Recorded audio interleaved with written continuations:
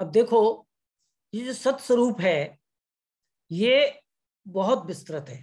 कुछ विशेष विशेष चीज जो हम बार बार संगत में सुन के आए उसे हम रिपीट कर रहे हैं। जो हमारे राम से नहीं है वो सब इस चीज को जानते हैं ज्यादातर, और उन सिद्धांतों को एक बार हम इसमें रिपीट करेंगे। साखियां थोड़ी कम इसलिए डाली कि हमारा विषय ये पूरा हो, और ये जो हमारे नए जीव हैं, क्योंकि ये विशेष सत्संग का एक फायदा उठाएं। जो हमारा वाणी अवतरण का जो प्रसंग है कि वाणी से हम जो सीख रहे हैं उसको हम करते। तो देखो इसमें सत स्वरूप में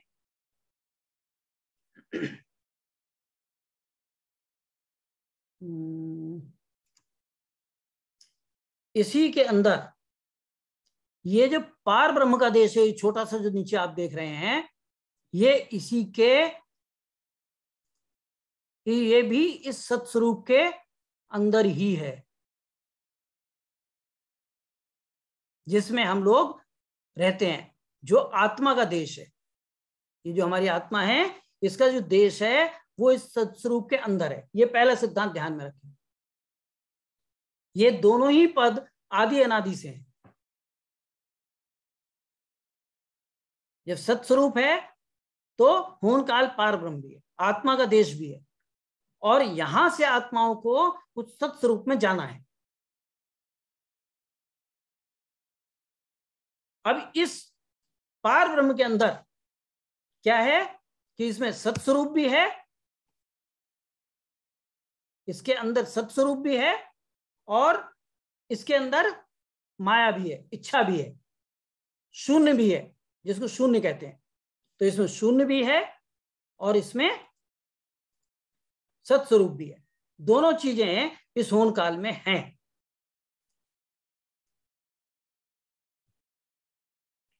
शून्य का क्या मतलब होता है? गुरु महाराज ने बेली ग्रंथ में समझाया कि सब माही सतलोक है, बैठा सब उन माये, माया मुँह सू लपटिया, ताते दर सतनाये। ये सतलोक दिखाई क्यों नहीं देता, समझ क्यों नहीं आता कि ये माया और मोह में बंधा हुआ है। इसका जो घर का मोह है वो छूटता नहीं। जिस घर से आया उस घर का मोह नहीं छोड़ पाता। देवलोक से आया देवलोक का मोह नहीं छोड़ पाता। उस पार ब्रह्म से आया पार ब्रह्म का मोह नहीं छोड़ पाता। तो माया मोहसू लपटिया, ताते दरसत नाय। थोड़ा सा मैं डेविएट करके लेता हूं, क्योंकि मोह का मतलब संतों ने और भी समझाया है, लेकिन यहां पर आप इसको समझने के लिए जो नए जीवों को इस तरह से समझें कि ये सत्स्वरूप दिखाई नहीं दे रहा है। वो संत ऐसा समझ में नहीं आ रहा, वो संत की शरणागति नहीं ले पा रहा है। क्यों नहीं ले पा रहा? क्योंकि वो माया मोह से लिपटा हुआ है। उसे वो माया का देश ही अच्छा लग रहा है। उसको लगता है अरे ऐसा सहज कैसे है, इतना सहज में मिल कैसे जाएगा। उसे समझ ही नहीं आता है, उसकी बुद्धि वहां जाती ही नहीं है। तो ऐसे गुरु महाराज कहते हैं कि जन सुख देव तो सू कहे, निज मन को समझाए, सत शब्द सतलोक में, उत्पत पर लो नाय।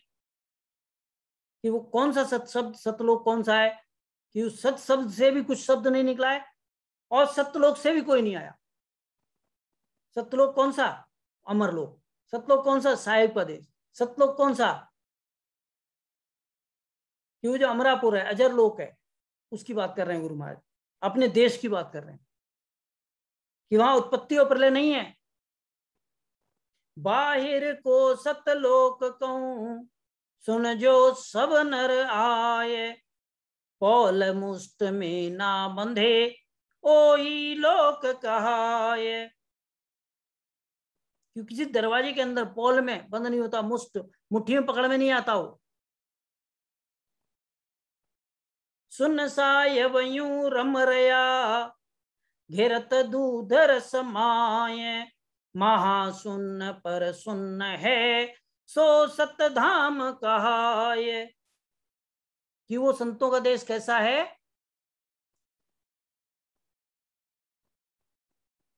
कि सुन साहिब यूं रमरया। इसमें कैसे क्या चेंज हो गया?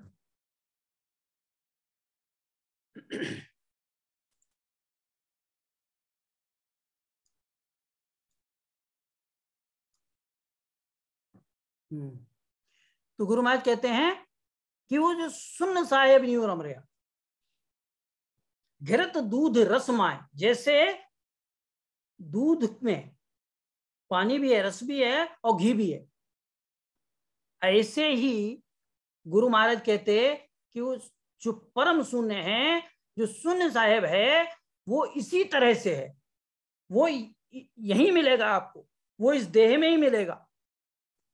लेकिन है कहां वो? कि वो पौल मुष्ट में नामधे, वो इस शरीर के अंदर बंधन में नहीं रहता, वो अंदर बाहर सब है, भरपूर है वो, ऐसा वो सत्स्वरूप है। इसको कैसे समझ सकते कि गुरु महाराज ने कैसे इसको वर्णन करा?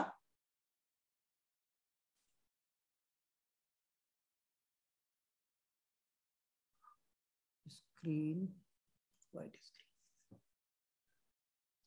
तो गुरु महाराज जैसे हमने देखा कि इसमें मैं चित्र इतना अच्छा नहीं बना पाता हूं, कोशिश मात्र करूंगा कि जैसे ये हमारा देह है,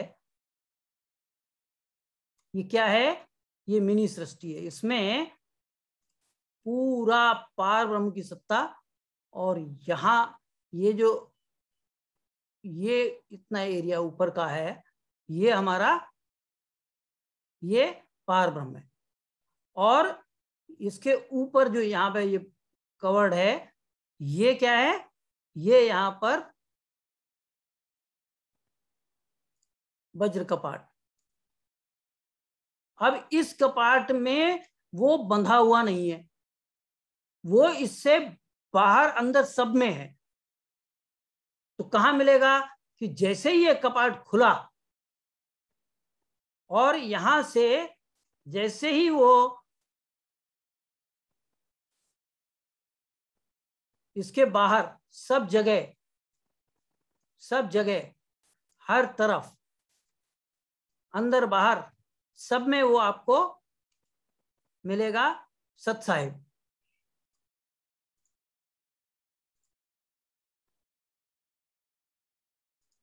तो गुरु महाराज ने बताया कि सुन साहिब यूं रम रया, घिरत दूध रस माए, और महाशून्य पर शून्य है, सो सत धाम कहा है। वो सत धाम कहाँ है?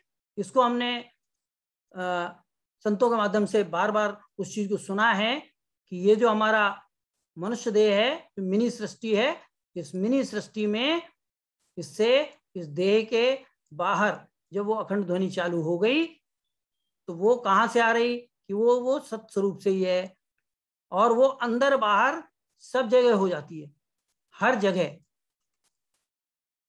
चालू है। और जैसे ही ये पोल खुल गया तो वो सत साहिब ही सत साहिब है।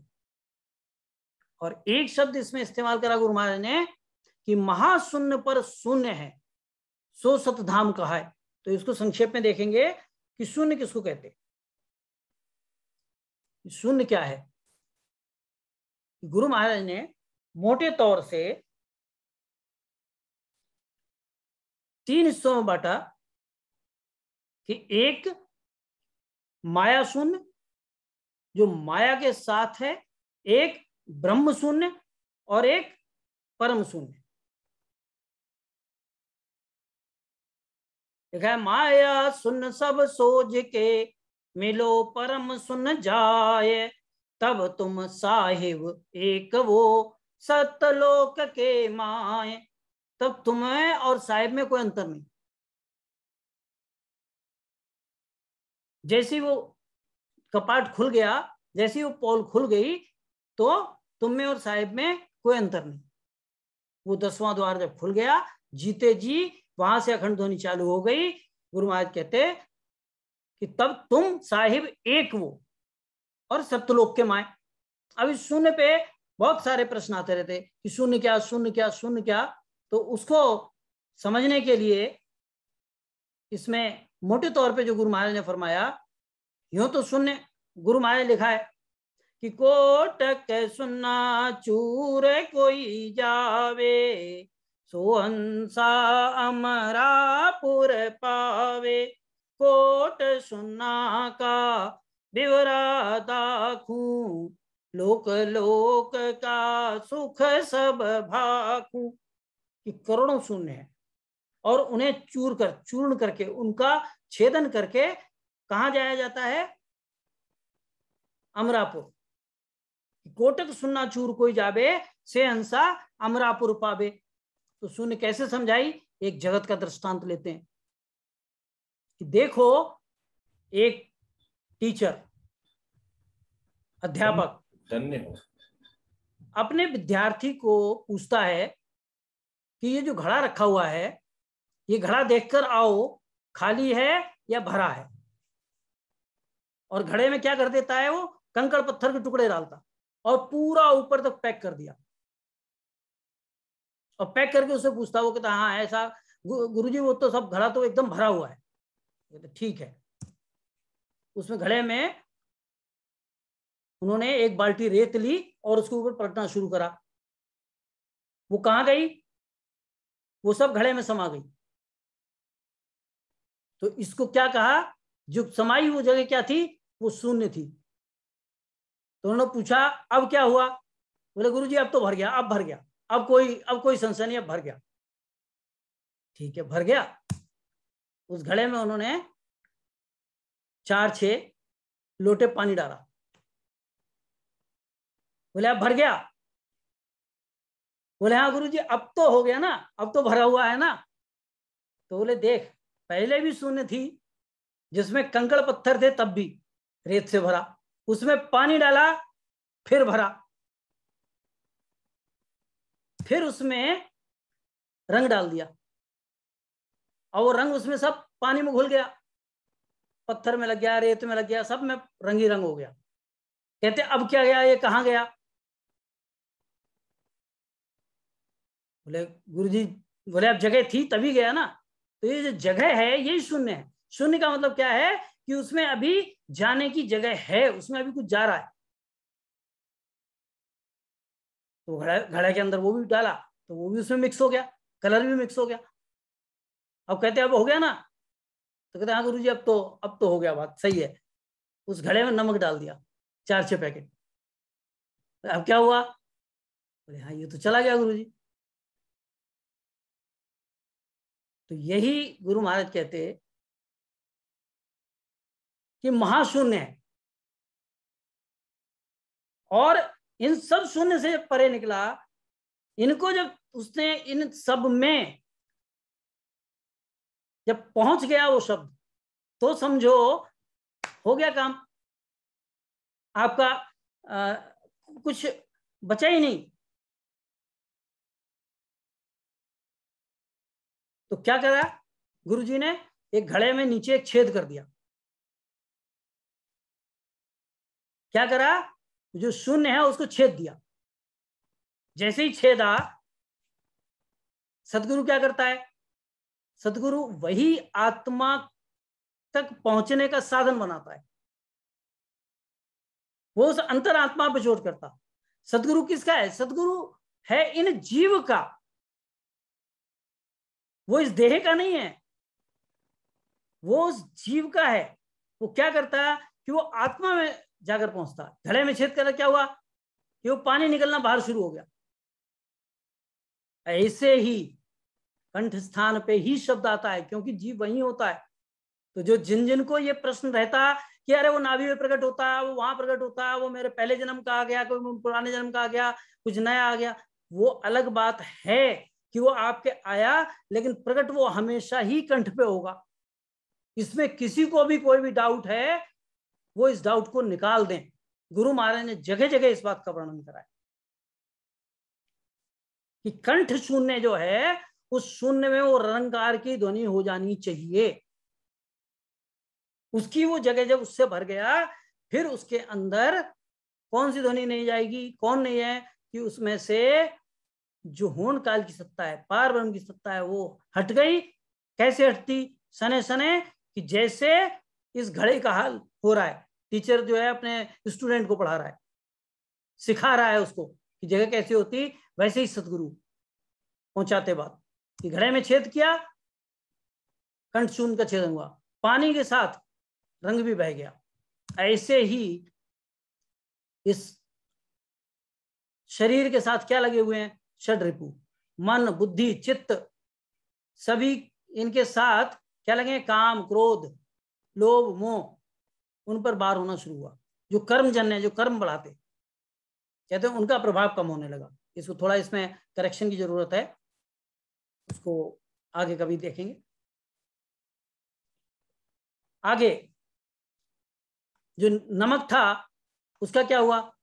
वो भी पानी के साथ निकल गया। लेकिन ये जो रंग था ये कहां रह गया? ये कंकड़ पत्थर के टुकड़ों में रह गया। ये उसके साथ अभी है। जैसे नमक निकल गया, ऐसे ही जब आती जाती श्वास के साथ ये जो श्वास चल रही है, इसमें राम नाम को मिलाया। कोई जोर का काम नहीं है, ये प्रेम का काम है कि वो प्रेम आया और प्रेम से ये राम नाम आती जाती श्वास में घुल गया। जैसे ही घुला तो वो नाभि में शब्द जाकर उसने वो 5 आत्मा विलग हो गई।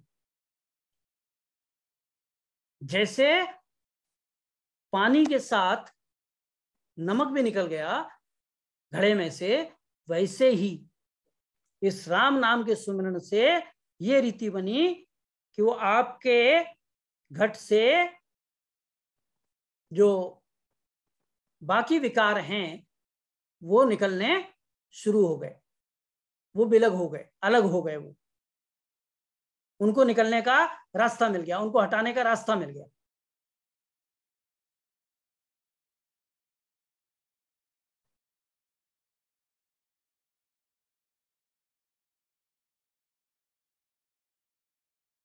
अब आगे गुरु जी ने क्या करा कि वो घड़ा छोड़ दिया धूप में। जब धूप में छूटा तो सूखने से क्या हुआ? वो रेत जो है उस घड़े में से निकलनी शुरू हो गई बाहर, और निकल के वो खाली हो गई। ऐसे ही संत का मन त्रिकुटी में थक गया, जो कुछ भी था वो वहां जाके सब बाहर निकल गया। और उसके अंदर क्या जगह लेती जा रही है कि वो परमात्मा की सत्ता, सतगुरु की जो सत्ता है, जो सतगुरु का संग है और जो नाम स्मरण कर रहा है, बिना उसके ये काम नहीं होगा। सतगुरु शरणा धार शीस पर, राम राम मुख लइए रे, समझ समझ प्राणिया जे मुख चाहिए। ये शून्य का ऐसे भेदन होता, ऐसे शून्य भेदते। अब घड़े का छिद्र बड़ा हो गया तो जो कंकड़ पत्थर होते वो रह जाएंगे क्या घड़े में? सब बिखर जाएंगे। ऐसे ही ये जो हमारे संचित कर्म हैं, जैसे ही वो सिद्धशिला द्वार खुला ये सब खत्म हो गए। और कहां जाकर मिल गए? परम शून्य में।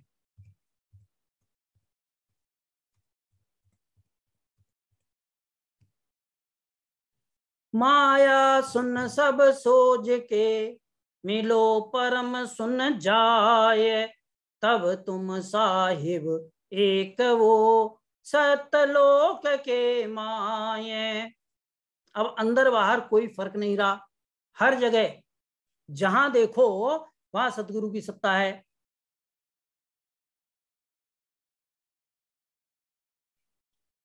मुरली बीण बजे सुर नाई, शंखरी घोर गी गन घर छाई, अनहद झालर का झनकारा,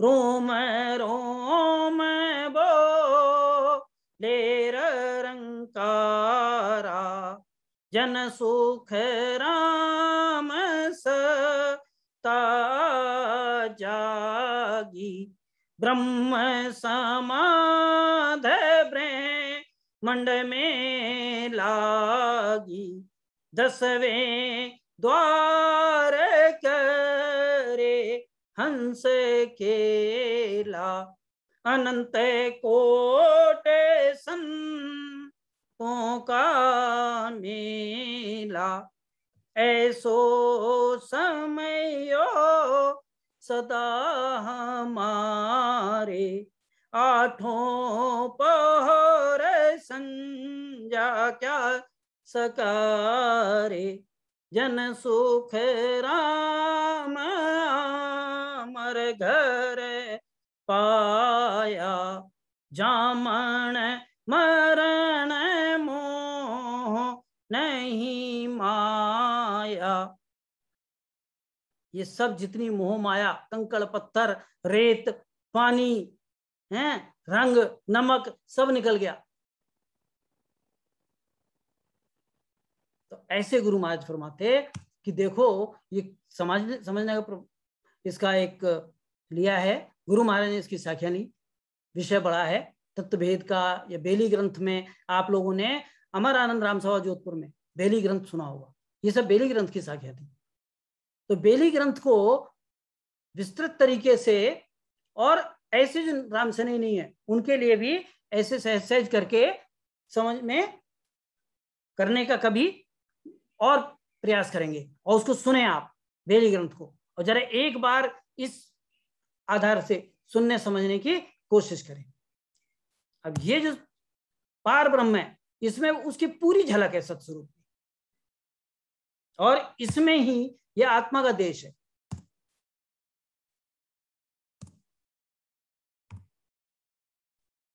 ये सब हंस आत्माएं कहां पड़ी हैं कि देखो, ये इसमें कलर में दूसरा लेना पड़ेगा, रेड से नहीं चलेगा। ये देखो ये सारी हंस आत्माएं, और यही आत्माएं, इसमें ब्लैक कलर है तो देखता हूं,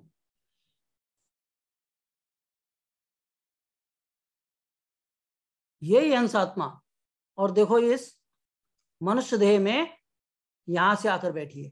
कहां बैठी? कंठस्थान पे जीव बैठा है।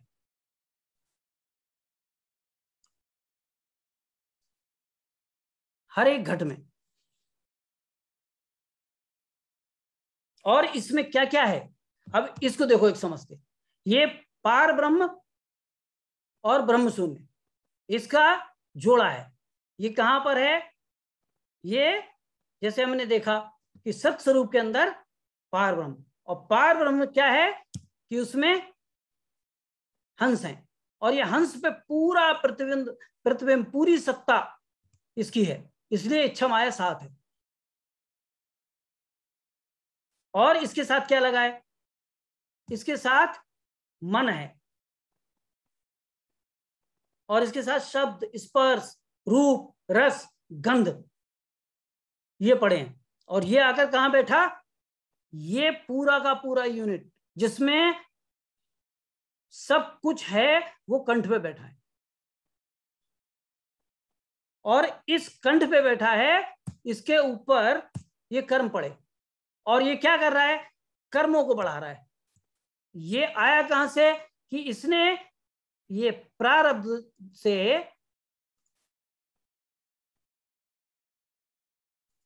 ये इसके प्रारब्ध कर्मों से देह मिली, और इन संचित कर्मों को ये बढ़ाता जा रहा अपने। ये संचित कर्म ये इसके बढ़ रहे,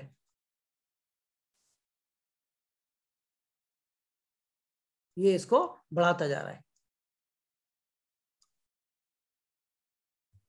जितने थे उससे ज्यादा कर लिए इसने, और संचित कर्म बढ़ा बढ़ा के कर्मों का बोझा बढ़ता जा रहा है इसके। और इसके साथ बढ़ाने के लिए कौन लगा हुआ है? कौन इसको सहायता कर रहा है?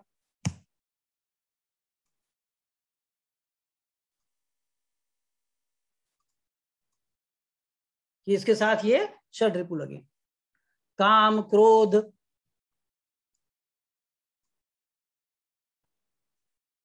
लोभ, मोह, मद, मत्सर, ये सब किसके साथ है? ये इस पंच तत्व की देह के साथ लगे। और ये कैसे छूटे? कि जब साध आप साहिब अवतारी, ये संत जब आके यहां प्रकट हुए मृत्युलोक में, और ये संतों का सानिध्य इसने किया, ऐसे सदगुरु की शरण में ये चला गया। ये सदगुरु आए अवतार, और इनकी शरण में ये हंस जो है, इसने अपना ये निज मन जो है, इसके साथ जो इसकी उर है, इसका जो अंतरात्मा है, इसको इसने किसको दे दिया? सदगुरु को लगा दिया। कि इतनी कलुषित आत्मा जिसके साथ मन लगा, शब्द, स्पर्श, रूप, रस, गंध, इच्छा, संचित कर्म, सारे कर्म लगे, कर्म बंधन में फंसा, षड रिपु लगे हुए, ये ऐसे सदगुरु की शरण में गया। सदगुरु कहां बार करते, कहां चोट करते? कि सदगुरु की मेहर हुई, मेहर होने के बाद सीधे छेदन किया और हंस को बदल दिया, उसके साथ नियंत्रण लग गया। कहां लगेगा? जहां हंस है वहां लगेगा, जहां जीव है वहां लगेगा।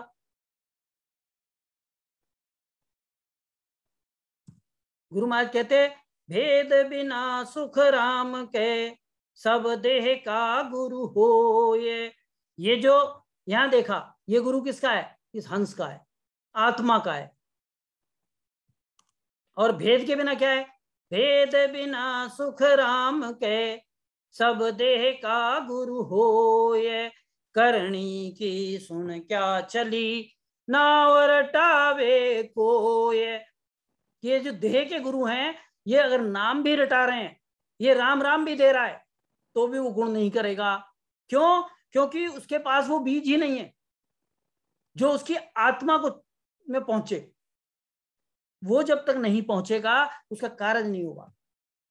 हंस के ऊपर इच्छा माया का जब तक प्रभाव खत्म नहीं होगा, तब तक उसकी इच्छा उस पार ब्रह्म में जाने की नहीं होगी। वो जब वो सुनेगा तब सत्स्वरूप में जाने की इच्छा करेगा, कि अब उसके ऊपर से उसका जो मूल वस्तु है वो हट गई, जो उसको घेरे हुई थी। वो कब होगी? जब सदगुरु की शरण में जाएगा। परमात्मा कहां प्रकट हुआ? आत्मा में। वो केवल का बीज आ गया। केवल बीज अगम सु आयो, सो मुझ माही उगारे।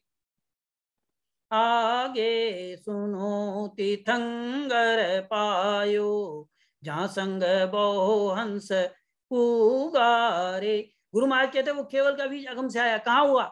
मुझ माही, मेरे अंदर। कौन?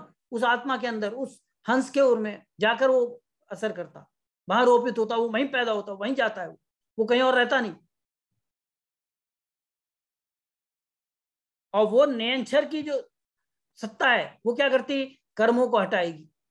वो जो इस होण काल की जितनी सत्ता का प्रभाव है, उसको नष्ट करेगी। तो इसीलिए गुरु महाराज कहते, भेद बिना सुख राम के, सब देह का गुरु हो। ये करणी की सुन क्या चली। जो देवलोक से आए और करणियों में विश्वास कर रहे हैं कि मैं अच्छे अच्छे शुभ कर्म करूं। कोई कहता है कि जी मतलब मानव मानव धर्म से बढ़िया कोई धर्म नहीं है, मनुष्यों की सेवा करो, यही धर्म है। ये सब कहां से आता है? ये उसके संस्कार बोल रहे हैं। गुरु महाराज कहते वो उसके ऊपर संस्कारों की छाया पड़ी हुई है, इसलिए वो संस्कार उसके अंदर तक बैठे हैं, उसके मन बुद्धि चित्त में बैठे हुए हैं। वो कब निकलेंगे? जब सदगुरु की शरण में जाएगा, जब उसके अंदर वो बीज पड़ेगा, जब उसकी जड़ें फैलेंगी। कहते हैं नाम रटावे को, वो नाम भी अगर हटाएगा तो भी वो उसके अंदर वो नियंत्रण नहीं आएगा। कि सतगुरु है इन जीव का, सुन जो ज्ञानी लोय। दूजा गुरु सुख राम के, सब देही का होय। बाकी जितने गुरु हैं वो इस देही के हैं।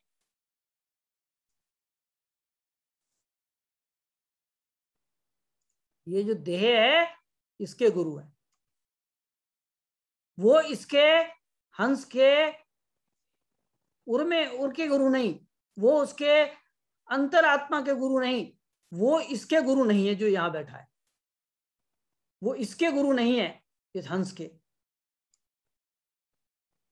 ऐसा गुरु महाराज कहते कि सतगुरु है इन जीव का, सुन जो ज्ञानी लोए, दूजा गुरु सुख राम के, सब देही का होए, मोख मिलन की चाय होए, तो सतगुरु की जो आए।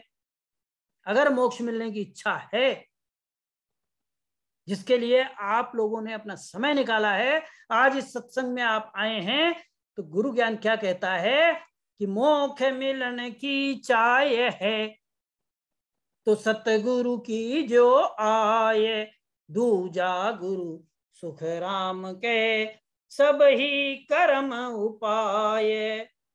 बाकी तो गुरु क्या है कि वो देवलोक से आया हुआ कर्मों का उपाय बता सकता, वो आपको नियंत्रण नहीं दे सकता, वो आपके अंदर कुदरत कला प्रकट नहीं कर सकता।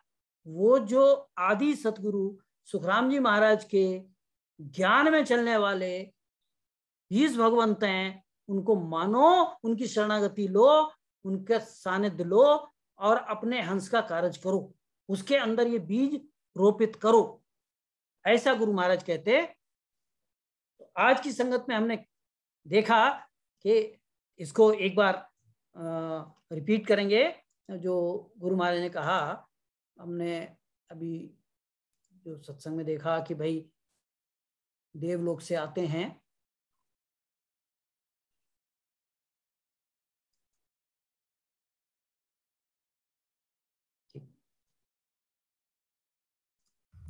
देवपदी जीव जाय, मिनस तन पावसी, वे जप तप जिग साझ, देव पद चावसी।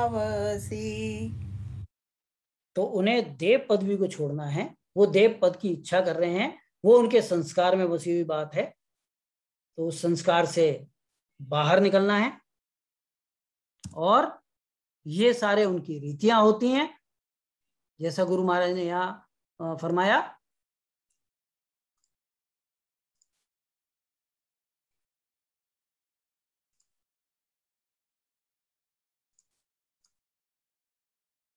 एक मिनट,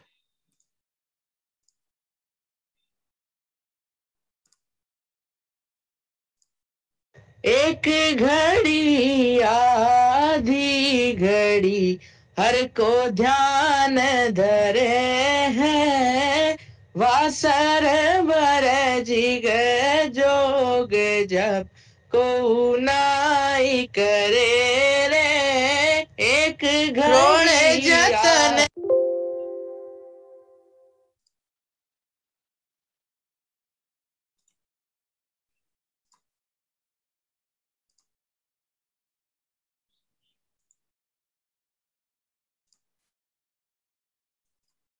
क्रोण जतन करणी करे, बिंद राखे माई, कै सुख देव तोई नाव की, चितवन समनाई, एक घड़ी आधी घड़ी।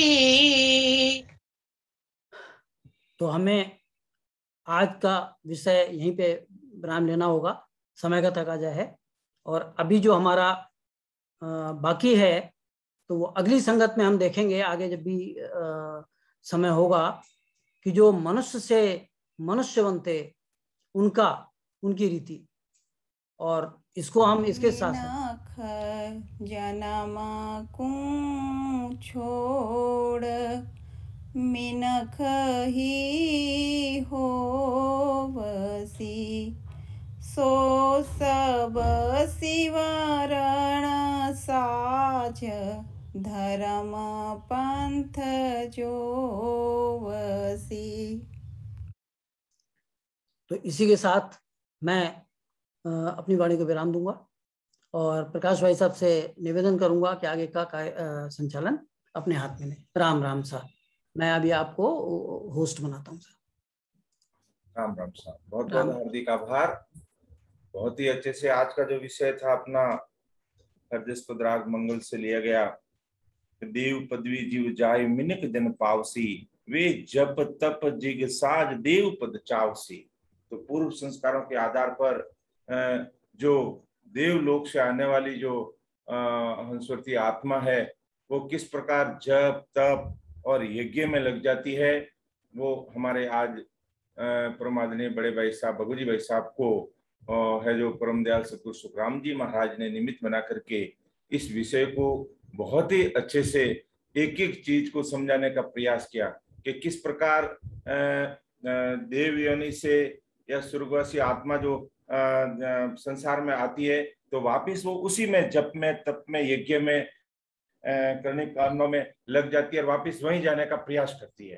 तो महाराज फरमाते हैं कि जब उसको सद्गुरु का ज्ञान मिलता है तो वो ज्ञान भी वो अति शीघ्र पकड़ लेते हैं, लेकिन जब तक उनको भी वो ज्ञान नहीं मिलता है तब तक वो उसी में जप में तप में है जो लगे रहते हैं। जो आज इस विषय को हमारे परम आदरणीय बड़े भाई साहब भगवजी भाई साहब ने बहुत ही अच्छे से लिया और बहुत ही लंबे समय से इस विषय पर मेहनत करते हुए एक एक चीज को विथ डायग्राम लिखित में अच्छे से इसको सजा संवार कर हमारे सामने प्रस्तुत किया, जो बहुत ही रोचक और अच्छा लगा और हर चीज समझाने का प्रयास किया कि साधु संघ से पूर्व यानी जब तक उसको सद्गुरु शरणा नहीं मिला, देव योनि से आने वाला जो हंसवर्ती आत्मा उसको सद्गुरु जी महाराज का संग नहीं मिलता है तो वो पुनः उसी जप और तप यज्ञ में लगी रहती है।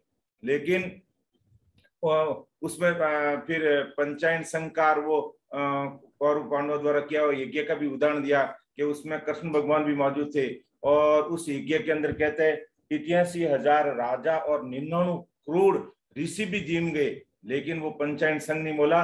तो नाम ले और इस संतों का क्या महत्व है वो भी आज के इस प्रसंग के माध्यम से इस विषय के माध्यम से भगवजी भाई साहब ने बहुत ही अच्छे से समझाने का प्रयास किया। और फिर उसके बाद में ज्ञान सुनना और समझना आवश्यक क्यों है, इसके लिए एक घड़ी आधी घड़ी हर को ध्यान धरे रहे, इस पद को लेते हुए भी एक एक चीज को अच्छे से समझाने का प्रयास किया और संजनों और भक्तजनों के द्वारा पहले से रिकॉर्ड की हुई रिकॉर्डिंग को भी हमारे सामने प्रस्तुत किया कि भाई उसके माध्यम से वो भी हमें सुना करके और उसके द्वारा अच्छे से समझाने का है जो परम आदरणीय भगवजी भाई साहब ने समझाने का बहुत ही अच्छा प्रयास किया। फिर बाद में ये भी बताया कि देखो संसार कितनी अज्ञानी है, कितनी अज्ञान है, संसार का कितना अज्ञान है कि आदमी एक वेग पहन लेता है और उसके पास में शब्द का भेद ही नहीं है और वो नहंचरी संति नहीं है। लेकिन आज भी कई ऐसे राम सनई भाई बहनों को भी देखने को मिलता है कि जिसके घट में नहंचर निज नाम प्रकट है, जिनकी अखंड ध्वनि चल रही है, जो सत्स्वरूपी संतों का रूप है वो, लेकिन जब वेशधारी आदमी आ जाता है, ऐसा मैंने कई जगह पे देखा है, उसके लिए गादी बिछाएंगे, सम्मान देंगे और नहंचर निज नाम का भेद बताने वाले सस्वरूप साहिब के देश की प्राप्ति करने वाले संतों को उनके वेश नहीं होने के कारण उसकी अनदेखी कर देती है। तो इस भूल को हमें सुधारना चाहिए जो भाई बहन इस तरह गलती करते हैं, क्योंकि वेश तो राजा चंदूलाल ने भी कहा ना कि मैं आप कह रहे हो मैं इतना बड़ा संत हूं लेकिन मानू कैसे। तब कितने अच्छी तरीके से महाराज ने समझा कि राजा ऐसा वेख हमारा वेदी जके बलिविद जाने कर्मी लके न सारा, राम रटे परमेश्वर प्यारा रह कर्मों सु नियारा। तो इस बात का भी हमें ख्याल रखना है, जो वास्तव में हमारे केवली भगवान संजन नहंचर निज नाम की भक्ति कराने वाले संत है, तो उन्हें वास्तव में हमें सम्मान आदर देना चाहिए, न कि एक चादर ओढ़ने वाला है चाहे एक बेस पहन लिया और तीसरी मान ली कि नहीं। मैं तो कहता है अक्सर कई लोगों से पाला पड़ता है तो क्या हमने तो भगवान का बस ये बेस पहन लिया, हम तो भगवान के रूप होगी। भगवान के रूप ऐसे नहीं होते हैं, भगवान के रूप के लिए भक्ति करनी पड़ती है और वही नयनचर निज नाम की भक्ति करनी पड़ती है, सद्गुरु शरणा लेना पड़ता है। तो इस विषय पर भी आज अच्छे से खुलासा किया हमारे परमात्मा बड़े भाई साहब ने तो इसलिए सार क्या रहा कि नेहंचर निज नाम के जो लेवाली संजन है, जिनके घट में नेहंचर निज नाम, ऐसे संतों का हमें शरणा लेना है, न कि अन्य इन भेदधारी या त्रिगुण माया की भक्ति करने वाले संतों के चक्कर में, चाहे वो कितने तगड़े हो, कितने ही मोटे हो, कितने ही अच्छे वो वक्ता हो, प्रवक्ता हो, और कितने हजारों लाखों लोग भी अगर उनकी ज्ञान को सुनने के लिए आते हैं, लेकिन जब तक ये केवली महापुरुषों का परम पद की भक्ति, परम मोक्ष की प्राप्ति कराने वाला अगर ज्ञान नहीं है, वो हमारे लिए कुछ भी नहीं है। बस इस चीज को भी परम आदरणीय बड़े भाई साहब ने समझाने का प्रयास किया, जो बहुत ही अच्छा लगा। और है जो सत्संग हमें वास्तव में महाराज परमदयाल सदगुरु सुखराम जी महाराज ने बताया, उसी के अनुसार करना है, संसारिक धड़े को नहीं पकड़ना है। ये भी विषय आज बीच में भगवत जी भाई साहब ने समझाने का प्रयास किया। और हमें ऐसे सत्स्वरूपी संतों से प्रीत करनी चाहिए कि राम राम मुख कहने लागो संतों से प्रीत नहीं, तब तक रूढ़ियो पच पच थाको माय उदय नहीं हुए, तब तक वो निज नाम की प्राप्ति होती नहीं है, क्योंकि जब तक संजनों से प्रतीत और प्रेम आता नहीं है। तो ये भी बात बताई। और दूसरी ये कि सिमरन की कोई वेला नहीं है, हम कोई बंधन में बंधे हुए नहीं है, यानी हमारा ऐसा कोई वो नेम नहीं, ऐसा नेम नहीं है कि नहीं भाई हम तो बस सवेरे 4 से 6 बजे भजन करेंगे, अब 4 से 6 बजे का समय निकल गया इसलिए अब 24 घंटे भजन नहीं करेंगे। नहीं, ये भी विषय सिमरन की कोई वेला नहीं है, जब जागो उसी समय चेत जाना चाहिए और लग जाना चाहिए। तो इस विषय का भी हमें ध्यान रखना है कि नहीं अब समय निकल गया, आज तो बस अब भजन अब नहीं, आपको दोपहर में समय मिल गया कर लीजिए, शाम को मिल गया कर लीजिए, आधी रात को आपको नींद नहीं आ रही है जग जाइए, राम राम करने लग जाइए, उसका कोई वेला समय ऐसे अपन नियम कानून कायदे में या चतुर्मास में बंधे हुए नहीं है। लेकिन जैसे अन्य लोग चतुर्मास करते हैं, तो हमें अपने संजन भी इस दौरान के भी लोग अन्य भक्ति की तरह जा रहे हैं, तो हमें महाराज के ज्ञान को समझने का प्रयास करना चाहिए। इस विषय को भी परमादरणीय भगवत जी भाई साहब ने बहुत ही अच्छे से लिया, और इस एक एक चीज को हमें हमारे दिल में उतार कर समझ करके सिमरन करना, आगे बढ़ना है। इसके बाद में का परम तत्व का जाने बेवा, सोजन साधु जुग में देवा। और भक्ति करनी भी कैसे कि दासों का दास बन करके, जैसे ही अहंकार आया और गया काम से आदमी, चाहे भले वो कितना ही बड़ा संजन है, चाहे वो नेहंचर निज नाम का देवली संजन भी है, और अहंकार आ गया कि भाई हूं तो मैं तो सब कुछ मैं ही हूँ, सुखराम जी महाराज का अवतार तो मैं ही ले लिया, तो ये अहंकार आदमी को है जो पटड़ी से उतार देता है। तो ये भी विषय परमात्मा भगवत जी भाई ने समझने की बात है कि अपन भक्ति करते हैं तो क्या तो बिल्कुल छोटे से छोटे बन करके, दासों का दास बनकर, मैं दास भी नहीं बनना, मैं तो दासों के भी दास बनना, मैं दासों का ही दास बन करके जो भक्ति करता है वही परमात्मा का खास में से खास हो जाता है, यानी दासों का दास बनता है वो खास बन। तो इस प्रकार हमारी रहनी करनी होना चाहिए। इस विषय को भी आपने टच करते हुए आगे बढ़े, जो पूर्व संस्कार का जो अपना जो विषय था उसको लेते हुए।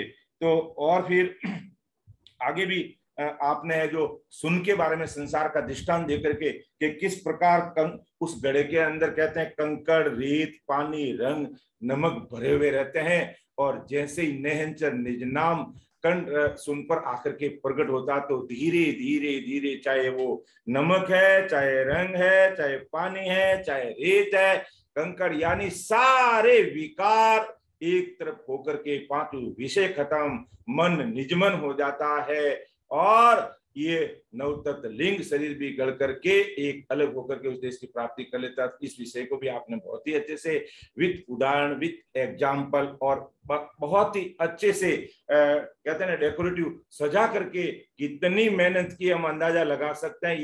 ये विषय को प्रस्तुत करने के लिए, हमारे सामने रखने के लिए ये 1, 2 दिन, 10, 5 दिन का काम नहीं है, इसके लिए बहुत समय लगा है, तब जाकर के एक एक चीज को किस प्रकार कि हमारे मानसिक पटल पर घर कर जाएं और इसको हमारे दिल को छू जाएं, तो पूरा प्रयास किया।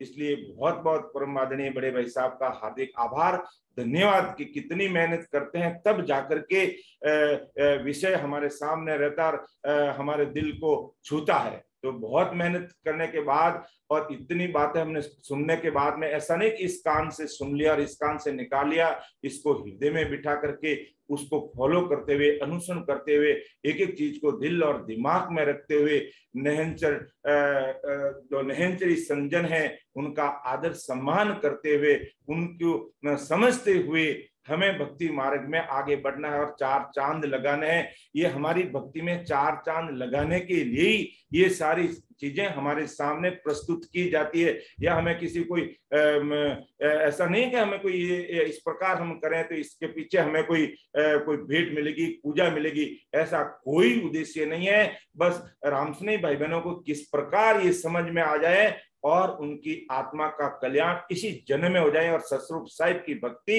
उनके मानसिक पटल पर इस प्रकार बैठ जाए कि वो अन्य भक्तियों में उनका दिमाग भटके ही नहीं। तो बहुत ही अच्छे से लिया। फिर माया सुन क्या, ब्रह्म सुन क्या, परम सुन क्या, इसके बारे में भी समझाने का प्रयास किया। और फिर भेद बिना सुखराम के सब देह का गुरु, जिनके पास में नैनचर निदान का भेद नहीं, वो शरीर के गुरु हैं।